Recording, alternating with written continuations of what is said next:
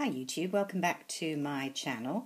So today just a short video to show you a few items I bought from my Chanel makeup boutique yesterday here in London. I actually went in hoping that I might find the new perfume, which is called Gabrielle, which every vlogger and blogger in the world already seems to have, including over here in the UK. And I've also seen YouTube reviews from ordinary people like me who have their channels. Certainly in the US, it's definitely been released over there. Needless to say, no sign of it at all in any shops over here. I've actually been travelling around the country this week and kind of popped into Chanel counters at various department stores in Birmingham and Nottingham and Birmingham and Nottingham. I was just stopping. I don't think I went anywhere else. No idea. Couldn't tell me anything much about it other than, oh, it's very exciting, it's wonderful, and we'll get it soon. Not very helpful. So I went into the Covent Garden specialist store, and they claimed that they're not going to get it until September, can you believe? And again, when I asked, what's it like, they weren't really able to tell me anything about it, hadn't got any samples, da-da-da-da-da-da. I hate these kind of uncoordinated releases Chanel and indeed other big houses do. Dior is a terror for it.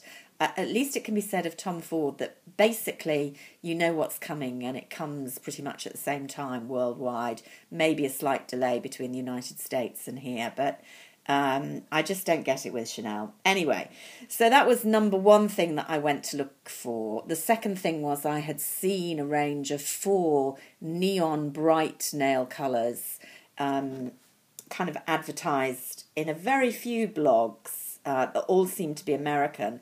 So I wasn't overly hopeful we were going to get it, and I couldn't really work out what the collection was called, but I went in to see if they had that. They did not.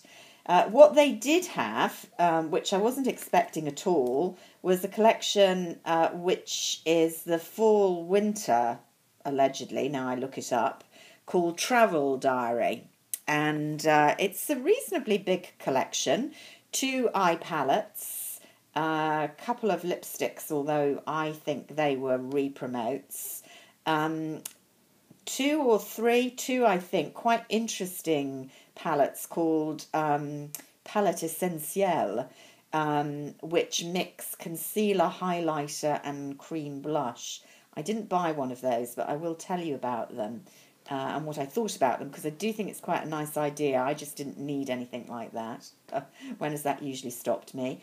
They were also working in a couple of ombre cream eyeshadows, although I think they had those before, and some eyebrow pencils, but not in the kind of sharpen form, in a kind of Tom Ford form, if you know what I mean.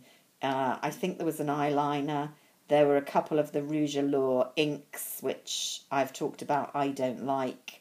Yeah, and then two nail polishes, although they were also re-promoting Rouge Noir, my all-time favourite, although I haven't worn it for a long time. So, folks, what did I get? Let's have a look-see. I'm kind of flicking through on my computer, so I've got the names of the other products to tell you, particularly the eyeshadow palette. Now, I really do not need another eyeshadow palette, but I fell for this one. It is called City Lights, and it's swatched beautifully. I haven't worn it on the eyes yet. Yeah, you can see it's another kind of fairly mid-toned taupey brown collection, but all of them beautifully pigmented. Look at that.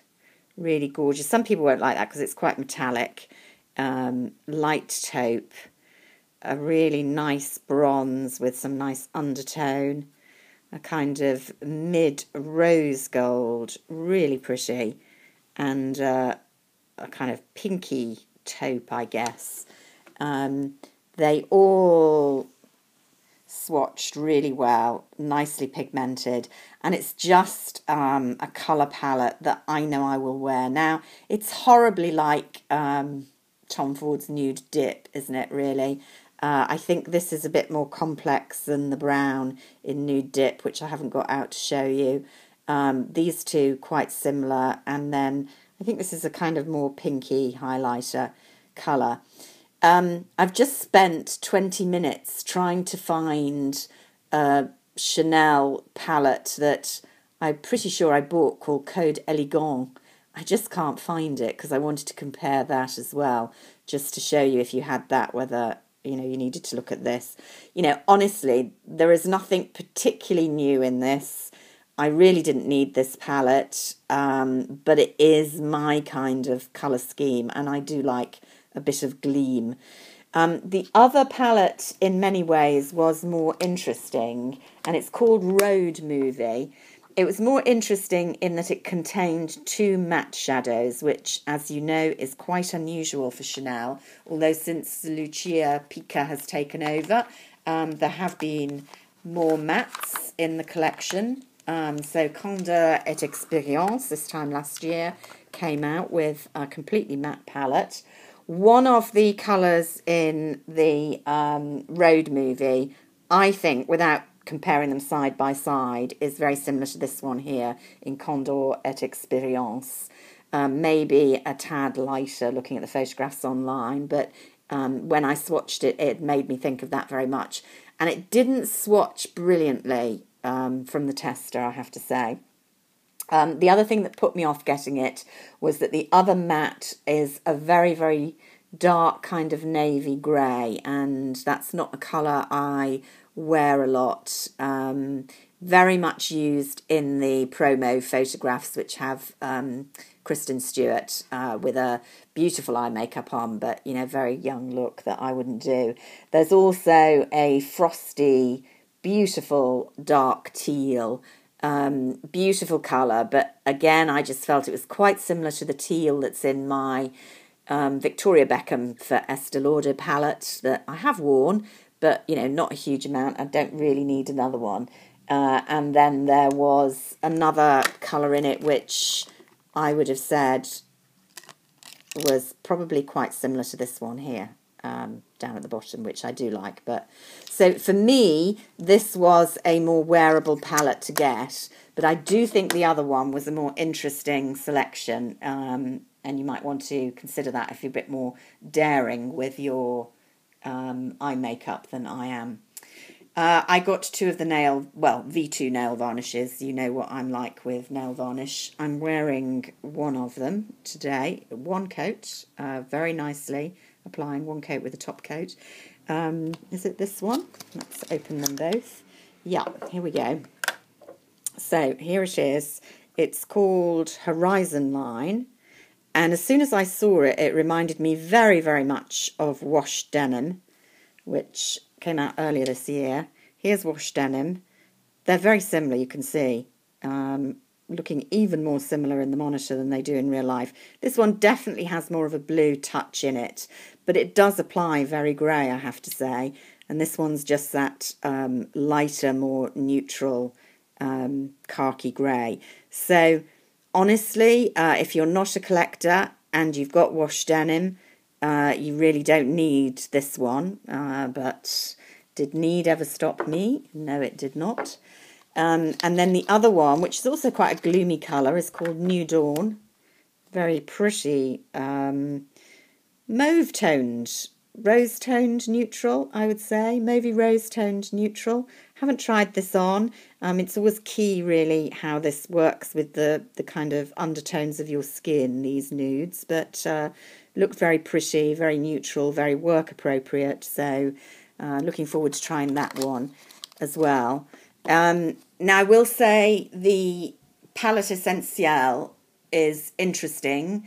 There are only two, and the problem with that is there's a light and a dark, basically. Concealer is going to be difficult, and there's a big pan of concealer in it. The light concealer was a beautiful texture if you like quite a sticky concealer, which I do, particularly for under eye circles. You'll know I'm a big fan of the Becca under eye, and that is a very sticky concealer that works very well on my eyes. And this Chanel it wasn't quite as sticky as that, but in that kind of ballpark.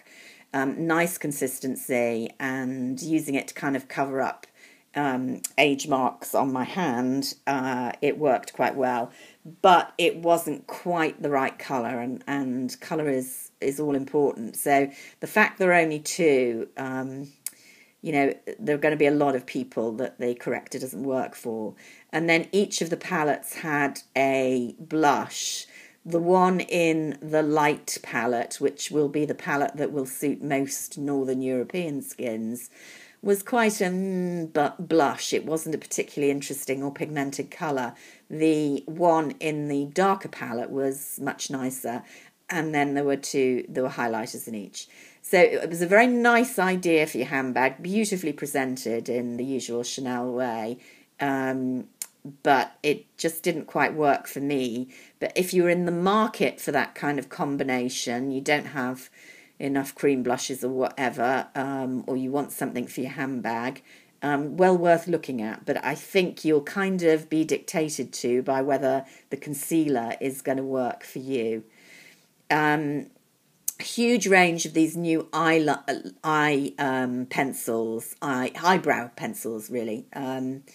My problem with them is that the new kind of, not a pencil, it's a bullet of the colour that you push out, a bit like Tom Ford did. I find they dry up. I haven't had good experiences with them at all for some reason or other, and the testers weren't working very well already, so that didn't tempt me.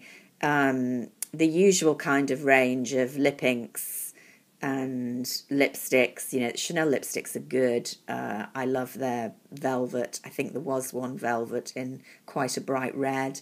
If you're in the market for a beautiful lipstick, they're beautiful lipsticks. I know some people love the lip inks. Those are into quite neutral pink shades from Recollection, a mauve pink and a more rosy but pale pink. They just don't work for me at all. I hate them.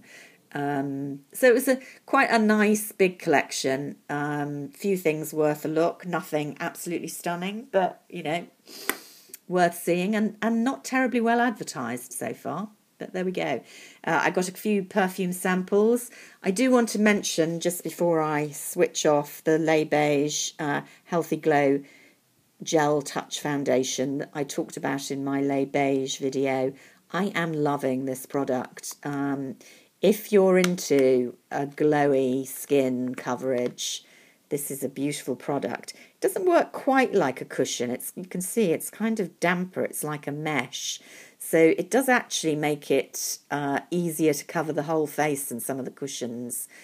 For a foundation look from the off, as it were, instead of just using as a touch-up, which I've done with, say, the Dior cushions. Really worth exploring if you're in the market for this kind of product and you like a very luminous looking coverage. It really is luminous.